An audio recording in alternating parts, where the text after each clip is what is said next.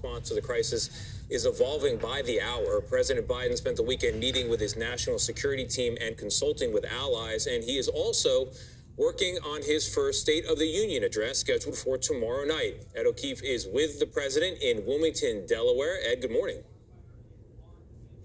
Tony, good morning. The president's yet to hold another meeting with allies to work on that coordinated response. And as he puts the finishing touches on his State of the Union address, aides now warn that it's likely going to focus a bit more than expected on world events. President Biden faces a series of daunting challenges as he prepares to give his first formal State of the Union address. The pandemic, a Supreme Court confirmation fight, a stalled legislative agenda, and then there's the crisis in Ukraine. The Biden administration swiftly condemned Vladimir Putin's decision to put Russian nuclear deterrence forces on special alert. President Putin is continuing to escalate this war in a manner that is totally unacceptable, and we have to continue to condemn his actions in the strongest possible way. The president is joining forces with European allies by kicking most Russian banks out of SWIFT, international banking messaging system that makes global transactions easier. New sanctions will also target Russia's central bank, and allies are beginning to target Russian oligarchs with ties to Putin who shield his wealth in offshore accounts. I love this because it's personal. Vladimir Putin has shown what he is. He's a thug, he's a despot. Some Republicans want the administration to also target Russia's energy sector. I'd like to see the oil industry. God, hearing CBS and our local media talk about this it's hard to listen to. This is embarrassing. They have no idea what's going on in Russia and why it's even happening. Like, the fact that our news stations continue to say we're invading Ukraine when there's no borders, and that was... Watch, like, Al Jazeera or the Russian media. It's so much different than what you're hearing now. These people are fudsters. They're shysters. And they only care about distorting the truth, because this is embarrassing to listen to. This is a terrible explanation of what's going on. Effective. It's time for the president and some of our European partners to quit pussyfooting around. The White House is reluctant to do so, at least for now. But we also want to do that and make sure we're minimizing the impact on the global marketplace and do it in a united way. Also this week, Mr. Biden's Supreme Court nominee, Ketanji Brown Jackson, is scheduled to begin meeting with senators, as Democrats hope to have her confirmed by Easter. Ketanji Brown, another terrible pick. This is racist. Everybody wants to call for race problems. Well, he elected Miss Brown because he said he was only going to hire a black female, which means he didn't look at any white women. So all white women, everybody talks about women and how they should have a chance. No white women had a chance. Nobody of any other descent. No Korean or Hispanic or Latina or Italian or anything. Simply, he already had a black woman that he said he was going to pick. Didn't consider any other black men. Didn't consider white women or white men. But the important thing here is there's a lot of talented people out there that if he would have just used his used this in a honorable way, she's only had 8 months on the bench at the Supreme Court, at the higher level, higher than just a sitting judge. She's just got her responsibility up 8 months ago. So how she can even be suited for a position like this is the ultimate race baiting right here. Yes, they have a black woman, but what they did was they overlooked countless black men, white women, to get this nominee. That's in my opinion, this is a race bait. Hopefully, with GOP votes. It is in the best interest not only of the Supreme Court, but of the United States Senate for this to be bipartisan. So it's not yet clear if the president plans to introduce something new regarding his domestic agenda, maybe something on climate change or reviving that child tax credit, since aides say it's foreign policy that is now dominating so much of his time.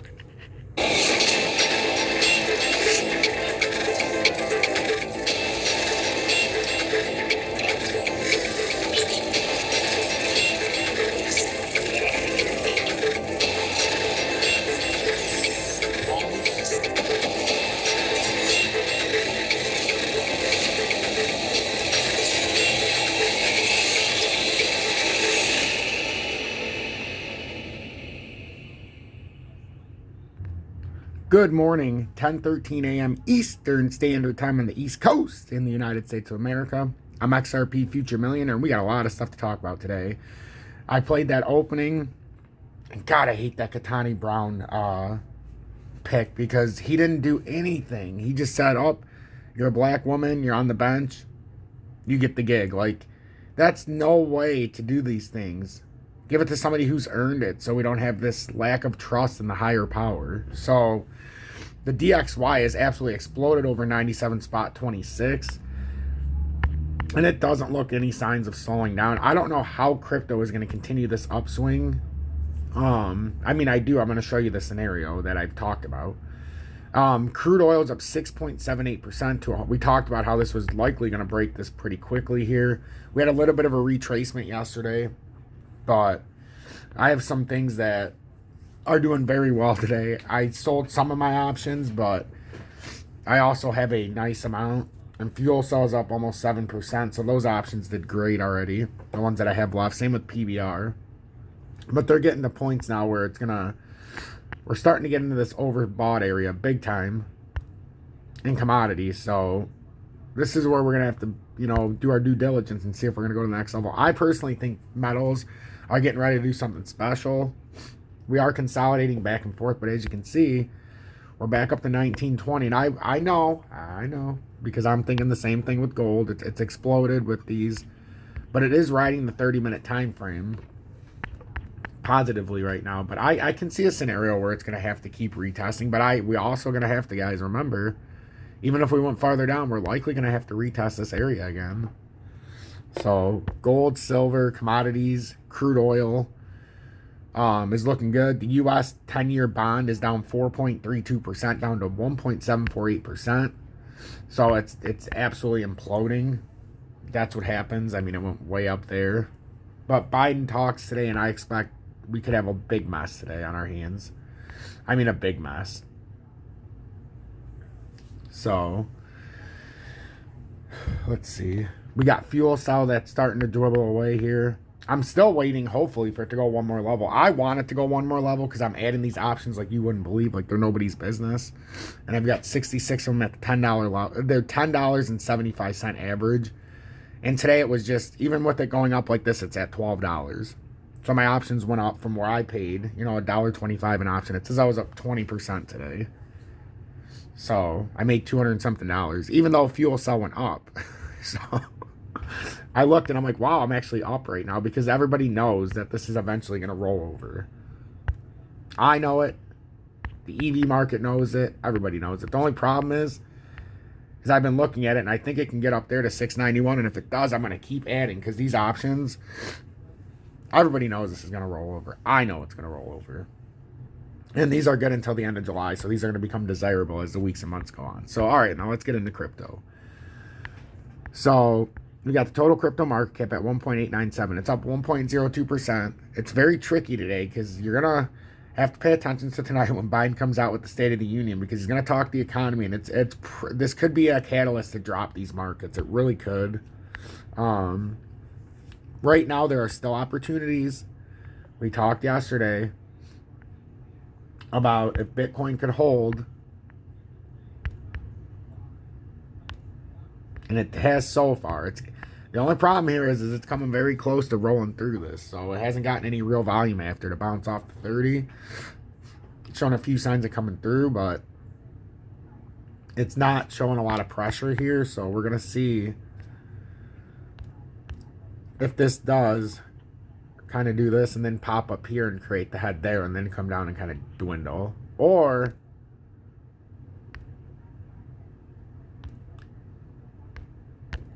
if this just very simply decides, because we've seen this a lot out of Bitcoin, you get something like this little pull and then you get something like this and then it will just kind of like dwindle around and then this will end up being your top. We're going to see if that's how it plays out. I'm not convinced necessarily that we're not going to do something like the 45K. So, but that is a possibility. So watch to see if it keeps rounding this head. RSI is way up there. But I mean, like I said, the RSI is just it's a lagging indicator of what's going to come. So even though it's showing it's overbought, this just means when it gets to the top, it's going to roll over. That's it. That's it. That's all this means. So, and for all intents and purposes now, guys, if we were talking about a cup right here, just from right here and around, this cup is basically over now. We're basically right there to come back out. If that's how it's going to go. Unless we're coming up, like I was talking about before, to that 47, 48,000 area. That's the only way I can see, you know, maybe it come up a little bit. But we're starting to get to these top out areas, so. But this is what I talked about yesterday. I like the chance of a push to 45.5 if we hold that 30-minute time frame. And it really looks like we're trying to. It really does. Because we've come around it twice, but we're holding it. That's the thing. Like, if we can just hold it. It's just we're getting tricked here. Not tricked, but we're getting stuck here around this 44,291 resistance.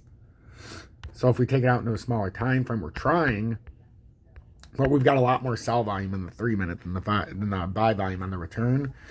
So we're going to see here. This is where we could get a nice little retrace, ladies and gentlemen. I'm not trying to be the bearer of bad news. But I'm talking like we could get a little retrace here to retouch these support areas lower down. But if you're in a position, obviously, you have to weigh it because I still see opportunities here. I really do. I see an opportunity with XLM. Now, where you get in, obviously, is the tricky part.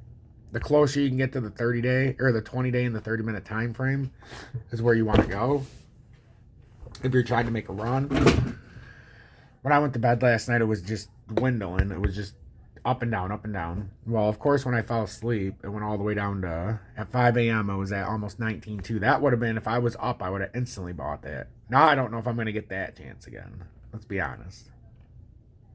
So, but I'm looking for, you know, to watch Bitcoin universally. I'm looking to see if this volume can continue. We're up 887 points right now. And I'm looking to see if there's any kind of volume that's going to continue to support this. So as long as it's riding this and stays above it, we're good.